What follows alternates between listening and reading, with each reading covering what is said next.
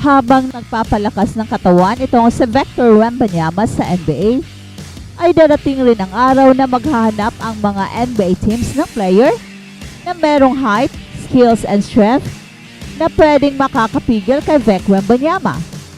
Kaya it is a must for Kai Sotto na ipagpatuloy rin niya ang kanyang paghahanda even outside of the NBA para sa kanilang future na tapatan ni Vic Wembanyama. At Stephen Curry, wala pa ring sidekick para sa Golden State Warriors.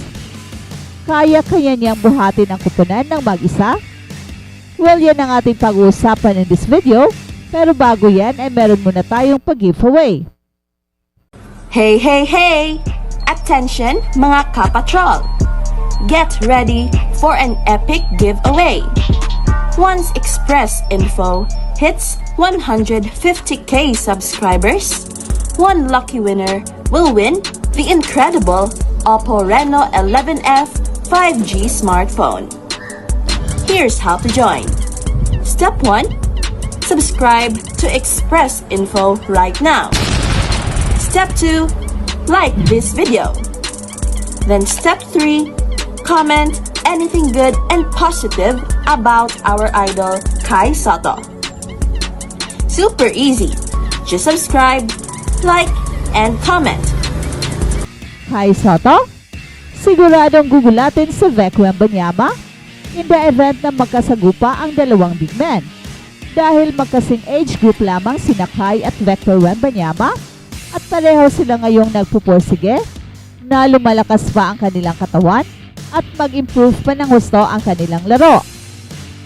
And once Vic Wembanyama gets to his full potential, ay siguradong maghahanap ang mga NBA teams ng players na merong physical tools na kayang mag-match up kay Wemby at isa si Kai Sotto na merong height, speed, and skills na pwedeng itapat kay Wemby. Kaya it is imperative for Kai to make sure na mag-improve pa ng husto ang kanyang laro dahil ayaw nating makitang mapag-iwanan si Kai in terms of development. Ang importante ay makakasabay si Kai sa bilis ng development ni Wemby sa NBA. And in that way, kapag merong tawag ang NBA, ay anytime handa na si Kai na makipagsabayan kay Wemby ang kinikinalang future ng NBA.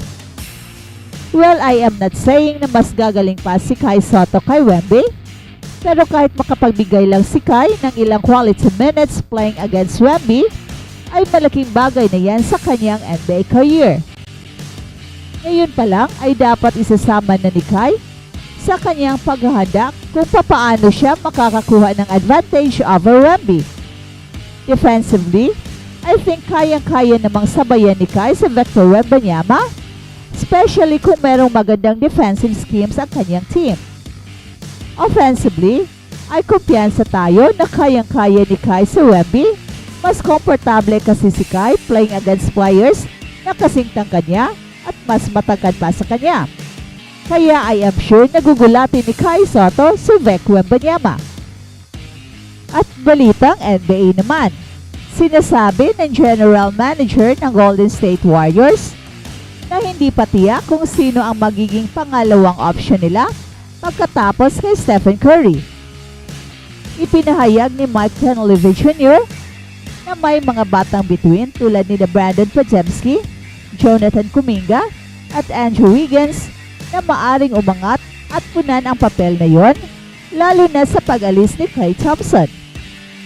The positive of that is that's a little bit unknown, and so going out every night, if you're an opponent, you say, who do you have to stop besides Stephen Curry? The good news is, maybe they don't know either. I think for us, whether it's Wiggs, Jakey, or Brandon, who can score the ball, I think we have a lot of ways to do it. Some nights, it's going to be different, guys. But as I alluded to earlier, I think with a little bit of uncertainty is exciting. In the sense of, we got some things to find out. Yan ang sabi ng General Manager ng Golden State Warriors. Tila may malinaw na puwang sa pangalawang option para sa Golden State Warriors. Bagaman hindi naging matagumpay itong si Klay Thompson nung nakaraang taon Siya ang naging pangalawang option sa likod ni Stephen Curry. Sa kanyang pag-alis, hindi pinalitan ng Golden State Warriors si Klay na isang pangalawang bituin. Ipinaliwanag din ni John Levy kung bakit hindi nakakuha ng pangalawang bituin tulad ni na Paul George o Lauri Markkanen. Idinagdag na hindi siya handang magbayad ng sobra para makuha ito. Walang duda na umaasa si John Levy at ang iba pang mga opisyal ng franchise na magkaroon ng All-Star na magiging abot kaya during the course of the season. Walang duda sa kadakilaan nitong si Stephen Curry. Matagal na siyang superstar sa NBA at walang sinyalis ng pagbagal.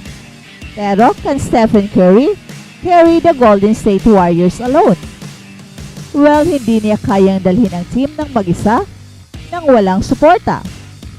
Bagaman mahusay ang mga papel ni na Draymond Green at Andrew Wiggins, hindi sila umabot sa All-Star level mula nung kanilang championship win noong 2022. Ipinakita ni Stephen Curry kung gaano siya kahusay nang naglaro siya kasama ang mga bituin tulad ni na LeBron James at Kevin Durant sa Olympics na nagdala sa Team USA ng gintong medalya sa Paris. Sa mga larong yon, talagang umusbong ang kaniyang galing na nagbigay inspirasyon sa kaniyang mga kasama at nagpakita ng kaniyang kakayahang makipagsabayan sa mga pinakamagagaling na players. Gayunpaman, mahalagang tandaan na hindi kayang dalhin ni Stephen Curry ang isang team na mag-isa. Hindi iyon panghuhusga sa kanyang kakayahan. Well, sa katunayan, walang NBA player ang kayang dalhin ang kupunan na mag-isa sa isang championship at makakamit ang tagumpay ng walang suporta mula sa kanyang mga kakampi. Ang huling player na nanalo ng NBA championship ng walang all-star teammate ay si Kawhi Leonard noong 2019 sa Toronto Raptors. Gayunpaman, hindi makakaila na meron siyang mga kasama na naging all-star sa mga sumunod na taon at naglaro sa all-star level ng playoffs. Ipinapakita nito na sa kabila ng mga individual na talento, ang pagkaroon ng mga maaasahang kakampi ay isang mahalagang bahagi ng tagumpay sa liga.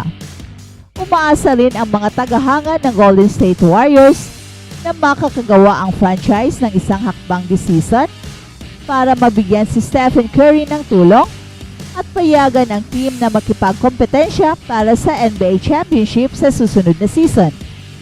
Mahalaga ang pagkaroon ng mga bagong talento para mas malakas ang kanilang laban sa liga.